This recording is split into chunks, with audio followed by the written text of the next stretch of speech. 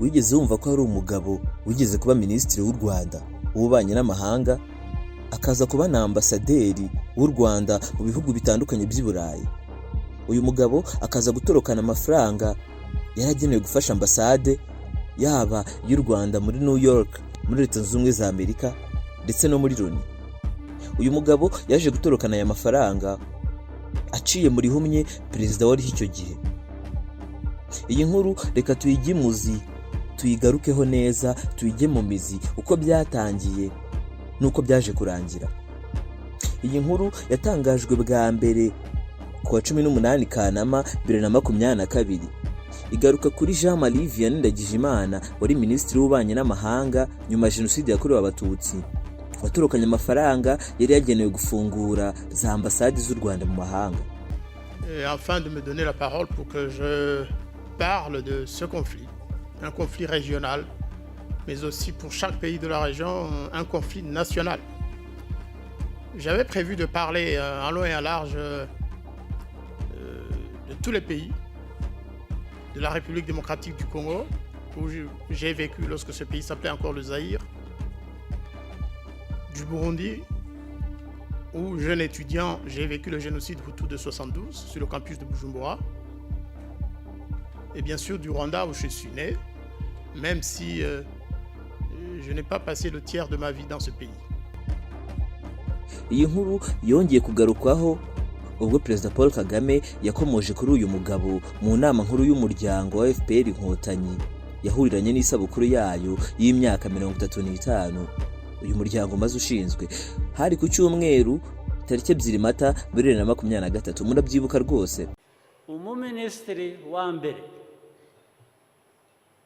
gusohoka agiye ku kazi ka leta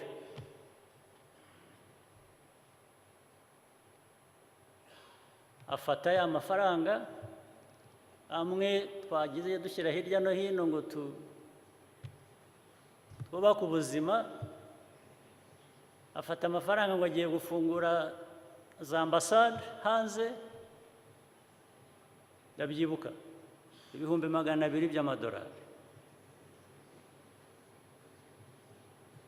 Aragenda n'ubu ntaragaruka.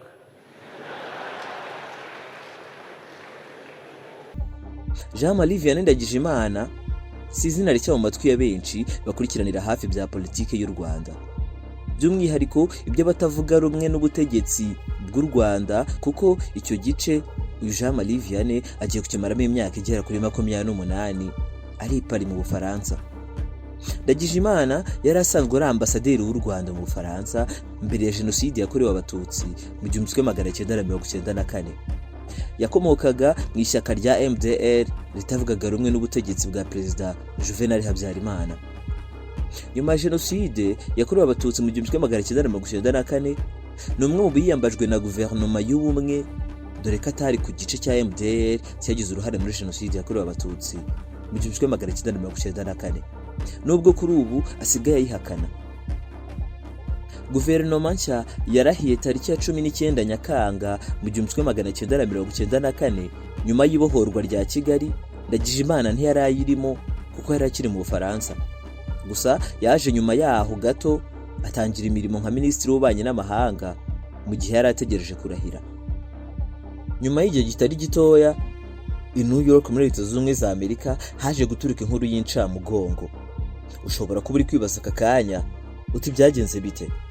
Hari tariki ya 19 Ukwakira mu 1994, ikinyamakuru The New York Times cyatangaje inkuru idasanzwe ku Rwanda. Ivuga ko uwari minisitiri w'ububanyi n'amahanga Jean Marie Vianney Ndagijimana yaburiwe irengero. Itangazo rya polisi y'u Rwanda ryashyizwe hanze icyo gihe, ari naryo ikinyamakuru cyifashishije, ryavugaga ko Ndagijimana wari umaze amezi 2 ku mwanya wa minisitiri w'ububanyi n'amahanga yatorokanye amafaranga ibihumbi 187 by'amadolari y'Amerika yari yahawe ngo ajye gufungura ambasade y'u Rwanda muri Leta Zunze Ubumwe za Amerika ndetse no muri Loni. Ndagijimana yari yaherekeje Perezida Pasiteri Bizimungu guhera tariki ya 5 Ukuboza mu 1994 mu nteko rusange ya Loni.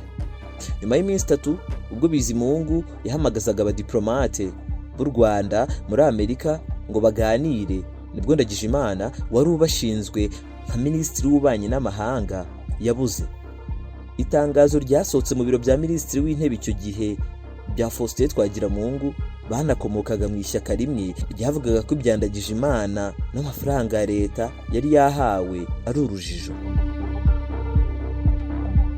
Noneho reka twinjire mu mizi turebe bijya gutangira byagenze bite ubundi. Guverinoma y'ubumwe imaze kujyaho, ambasade y'u Rwanda muri Loni yari ikuriwe na ambasaderi Manzi Bakuramutsa.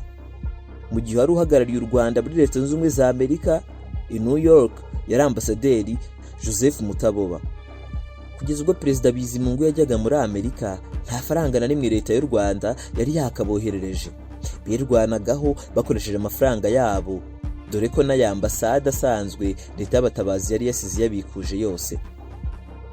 Ikindi cyatumaga nta mafaranga izo ambasade zibona ni uko uburyo bwo kohererezanya amafaranga bwifashishwaga na banki bwari bufunze ku Rwanda.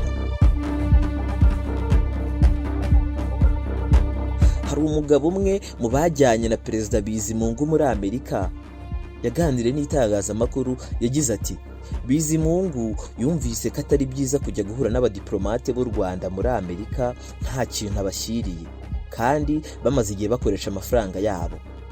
Hakusanyijwe amadolari 187 y'amadolari ya Amerika ahabwa Minisitiri Ndagijimana ngo ayagabanye izo ambasade ebyiri z'u Rwanda muri Amerika. Ubwo na ambasade y'u Rwanda muri Amerika i New York ndetse na ambasade y'u Rwanda muri Loni. Uyu mugabo yakomeje agira ati jye nagiye mu itsinda rya mbere ryo gutegura urwo ruzinduko rwa perezida, dore ko Washington DC nari nyimenyereye. Umunsi wa mbere Perezida Bizimungu yiriwe mu nama zitandukanye i Washington DC, bakomereza New York n'itsinda bari bari kumwe. Perezida Bizimungu ageze New York yatumije inama hagati y'abadiplomate b'u Rwanda muri Amerika ibera muri hoteli yari acumbitsemo. Uyu mugabo yakomeje agira ati inama yari irimo njyewe, Ndagijimana, Mutaboba n'Abakuramutsa. Ambasaderi Mutaboba yabajije perezida niba hari amafaranga yaba yabashije kuzana nk'uko yabibasezeranyije. Perezida yavuze ko amafaranga agenewe ambasade y'u Rwanda muri Amerika n'aya ambasade muri Loni yayazanye, ahubwo yumvaga ko Ndagijimana yayabahaye.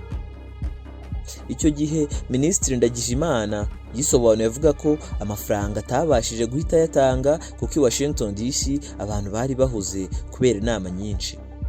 Perezida yamutegetse kugenda akayazana akayagabanya Mutaboba na Manzi Bakuramutsa. Uyu mugabo wari uri mu nama yakomeje avuga ko Ndagijimana yahise asohoka muri icyo cyumba bari bari kuganiriramo, avuga ko agiye mu cyumba cye kuyazana. Yagize ati yaratinze biba ngombwa ko perezida nsaba kujya kureba icyabaye. Ntabwo nari nzi neza icyumba acumbitsemo, namanutse hasi aho bakirira abakiriya kuri reception, bambwira nimero y'icyumba cye, njya kumukomangira mburunkingurira. Yakomeje agira ati namaze iminota 5 ntegereje, ngeze aho nibwira ko bashobora kuba bibeshye bakampa nimero y'icyumba cya perezida. Nasubiye aho nasize ba perezida nsanga Ndagijimana ntaragaruka. Nibwo twatangiye gutekereza ko ashobora kuba yatorokanya ayo mafaranga.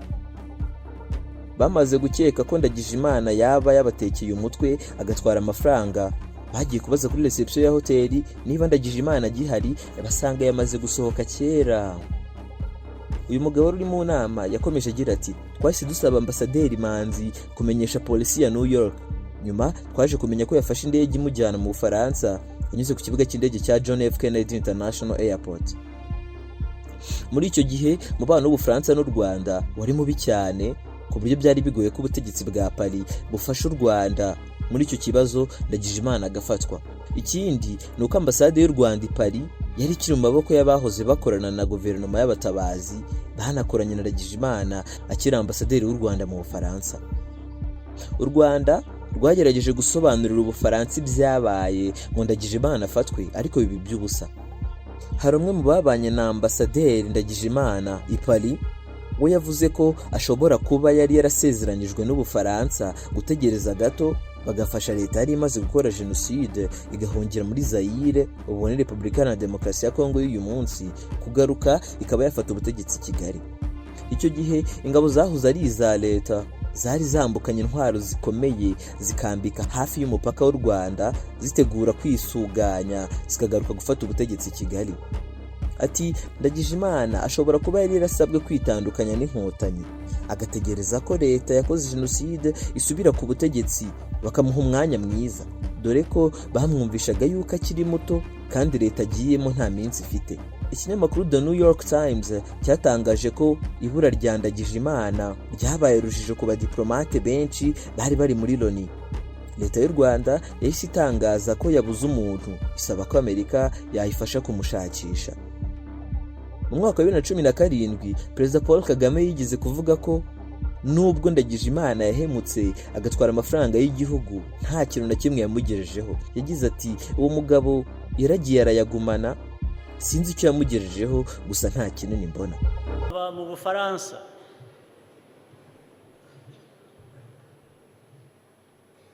ariko sinzi ko ayo mafaranga kimutunze, igomba kuba yarashize kera. Ngayo nguko rero ibyo uyu mugabo atorokanye amafaranga y'igihugu akagenda akayarya, mu by'ukuri ntacyo yamumariye. Ushobora gukomeza kuduha igitekerezo unyuze muri comment cyangwa ukatwandikira kuri nimero ya telefone twashyize muri description. Twebwe turacyari The Main TV. Wakoze kubana natwe.